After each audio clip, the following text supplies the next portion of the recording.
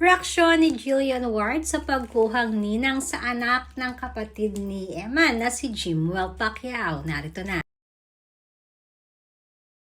Madami pa rin talaga ang naaaliw sa ganda at sa pagiging napakatalento ni Jillian Ward. At isa sa talagang naging hot topic sa iba't ibang social media accounts ay ang naging tambalan talaga nila ni Eman Pacquiao.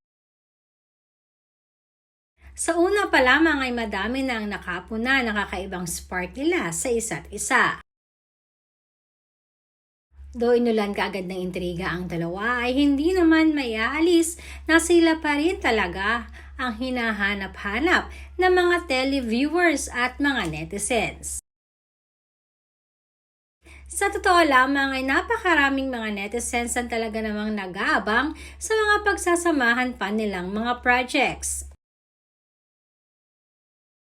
Ganun pa man ay sinasabing patuloy pa rin ang friendship ni na Eman at Jillian at hindi naman di umano ito natitigil pa. May mga limits na nga lamang ngayon na maaari nilang i-post at gawin. Ito ay dahil na rin sa kanilang network. Marami din na nakakapansin at nagsasabing ito na rin di umano ang ninang era ngayon ni Jillian Ward.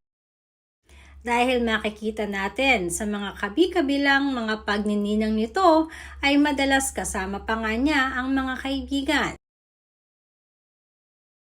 Kaya naman lumabas din ang balitang maging ang anak di umano ng half-sibling ni Eman na si Jimwell Pacquiao ay kinukuha ring ninang itong si Jillian. Reaksyon tuloy ng mga netizens na kung sakaling totoo man di umano ito ay nakakatuwa naman dahil super close na talaga si Jillian sa family ni Eman.